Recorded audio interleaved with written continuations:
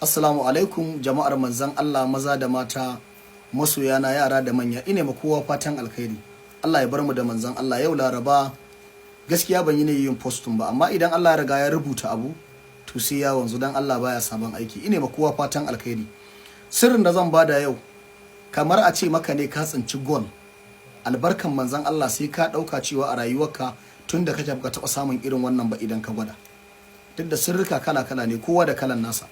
Amma in zaka bada abu ka ba mutane abin da ba zai ba su wahala ba, kuma dan karami wannan suka gwada za su ga kuma dacewa ko su samu biyan bukata da izinin Allah. Albarkan manzon Allah sallallahu alaihi wasallam, duk wanda Allah ya sa ya ga wannan bidiyon bai tsaya ya dauki wannan sirrin ba, to tsakanina da Allah yayi asarar data sai iya abin da zan ci kenan. Amma da ke shi Allah shike da zamani kuma shi yake da lokaci. Allah zai iya ara maka gaba. Amma dan uwana, kafin ka dauki wannan sirrin ka yi haƙuri dan Allah ka tura ma wani ya ƙari shi ma, saboda kai ma wani ya turo ba ka ƙaru.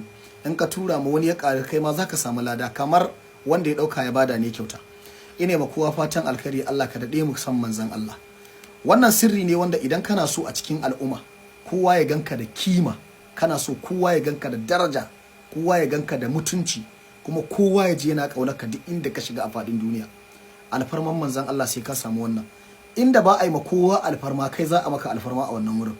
Inda ba a buɗe ma kowa ya wuce kai za a buɗe ma ka wuce. Inda za a ci mutuncin kowa kai za a raga ma in ka zo gurin, amma da izinin Allah. Kuma sirrin ɗan kaɗan ne, bai da wahala. Zan faɗa muku saboda hasken goshin Annabi Muhammadu.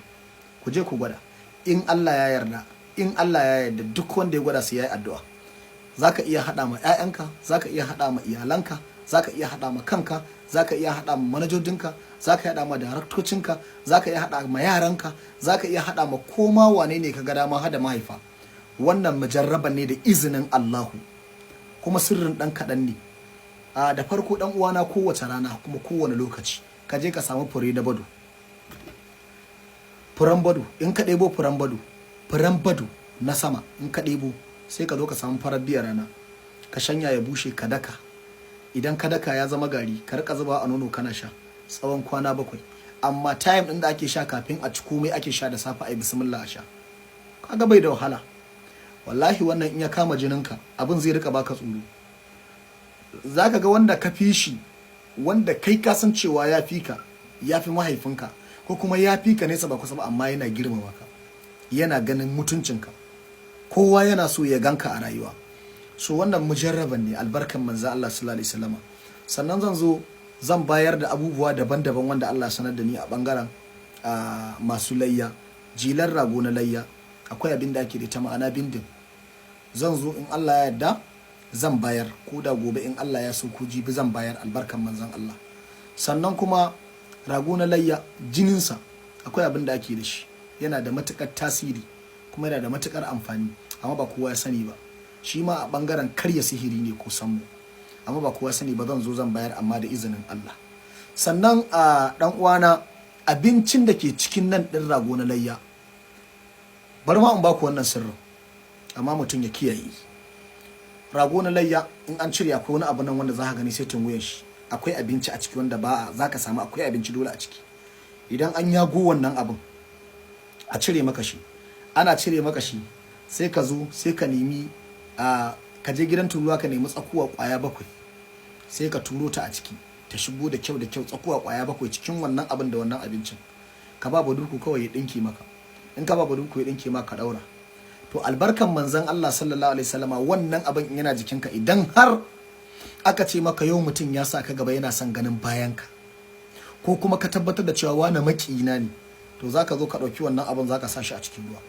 Idan ka sa shi, kuma wani kowace dabba, ba wai sai wadda kai layyar ba, dan kar ka zo ka min tambaye bana so, kawai ka bari. Duk wanda ya san cewa tambaya ce zai min, inna hu live ake min tambaya a wasu, kar ka zo ka dame ni, bana so. Idan ka ciro shi zaka tsoma shi a cikin ruwa, in yana kugunka sanda kake son abin da zaka yi da shi sai ka daura shi. Idan ka tafi cikin ka hau kan hanya yana daura a jikinka, in dai ba bushewa ya ba gaba ɗaya sake, in dai da wannan leman a jikin shi, ka tafi kan hanya, wani ma'aikaci ya gaya maka magana, ko kuma kai ne ma'aikaci wasu na ma wulakanci, ko kuma wani mutum ne yake da gurin ya ma wulakanci, idan har ya taho ka taho, albarkan manzon Allah in ka hada wannan siyayi, in ya taho ka taho, in har ya bude baki ya ga magana idan kai wannan da niyyar zalunci Allah ya isa Allah ya isa Allah ya isa. Akwai wanda mutum ka sani jiran ka yake wulakanta ka, zaka ba hanya in dai da lemon wannan ruwan a jikin, saboda lema ba ta yankewa jikin wannan abu, in dai da lemon wannan ruwan a jikinsa albarkan manzo Allah an kai aiki sai yayi, saboda shine gurin da takaddaba yake dawowa, baka sani ba an gaya ba. So in dai akwai wannan lema yana jikinka da ka juya shi haka ka bugi cikinka haka, albarkan manzo Allah wannan mutumin zai kece da zawo. Wannan mujarraban ne da izinin Allah, amma da izinin Allah. Da yawan mutane ba kowa bane za su haka. Idan har kaga alamun cikinsa ya murda take a gurin, yana neman cikinsa ya murda ya tafi, sai ka juyo abin sai ka bugi cikinka kuma, to zai ji kuma gaba ɗaya Allah ya ɗauke mai wannan abu. Wannan a kiyaye da shi masoya manzon Allah. Na bada ne saboda yau da gobe wuya gare ta, yau da gobe wuya gare ta. In dai cutar ka za a kai wannan, Allah sai ya kawo ma ɗauki, albarkan Muhammadin Rasulullah sallallahu alaihi wasallam. Jama'a ina ƙara faɗa muku, halifan fada jibiya guda ɗaya ne, amma ka je kai sacin cikin TikTok ka ga abin mamaki. Akawun halifan fada jibiya yana da yawa. Ka shiga cikin Facebook ka gani, ka shiga cikin Twitter ka gani, ka shiga cikin Instagram ka gani, duk kafan nan sadarwa za ka yi ta gani na, ba ni na sa ba, ban san ana yi ba, amma idan Allah ya so ya ɗaukaka ka ta kafar da baka tunani ba sai ya ɗaukaka lamarinka. So don haka abin da zan faɗa muku shine, ku kiyaye da tura wa madamfara kuɗin ku wanda suke aiki da hotona da bidiyoyi na su sa namban wayan su ba ni ba. Namban waya na ƙwaya ɗaya ne, duk account ɗin da ka shiga baka ga namban wannan wayar ba tawa bane. Namban waya na 090 36 88 6 757 shine namba na. Ba a damuna da kira, ko ka kira ma ba za ka samu a kashe take. Sannan ga sallan nan Allah ya yarda, ɗaya ga sallah zan buɗe wayana, kowa ma ya kira zai same ni in Allah ya yarda, zan buɗe wayata a gaisa da masoya manzan Allah, a yi ziyara, a yi zumunci, wanda ba a gane wani abu ba in ya tambaya in warware mai. Amma ka zo ka daman yanzu a wasu bana so, wani yana ya ɗaukan nan baka ta wasu da ya shigo zai dame ka da kira, in ya ka daman da kira ma ba ta kai ni, zan ma goge nan baka yi gaba kawai, saboda mai kasan ba kai kaɗai bane ba, dole akwai wanda kafin kana yi agirman da shi. So da haka bai kamata a ce ka takura mun ba. So wannan ita ce number wayata, ma'ana number 0 9 0 3 6 8 8 6 7 5 7. Wannan ce number na, insha Allah. Ine ma kowa fatan alkhairi, Allah ya bar mu da manzon Allah, amma a wasu kadai zaka neme ni banda kira. In ka kira ban dauka ba ka ga laifina, in ka mun tambaya ban amsa ba ka ga laifina, na faɗa maka wannan baya cikin tsari na. Sannan da ka zo kawai kaka tsaya ma mu tsaya ma wani gaggaisa, assalamu alaikum da Allah kaza nake so, shikenan kawai a wuce wurin. In ina da shi zan faɗa ma ina da shi, in ba ni da shi zan faɗa ma ba ni da shi, saboda dan adam tara ne ba goma yake ba, mace ita ce 11.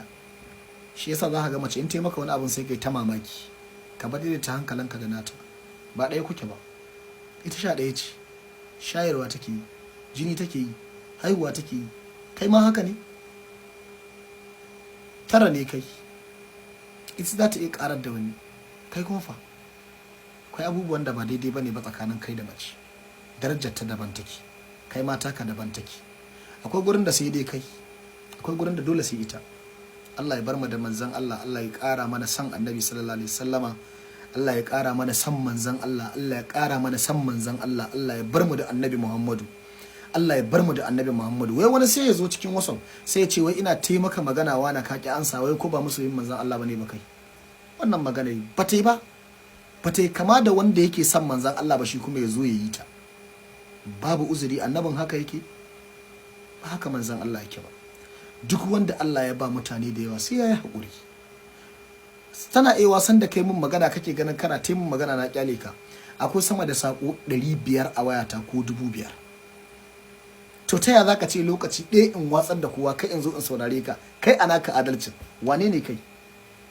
So don haka a rika mana uzuri dan Annabi Muhammadu, kuma a rika haƙuri da mu.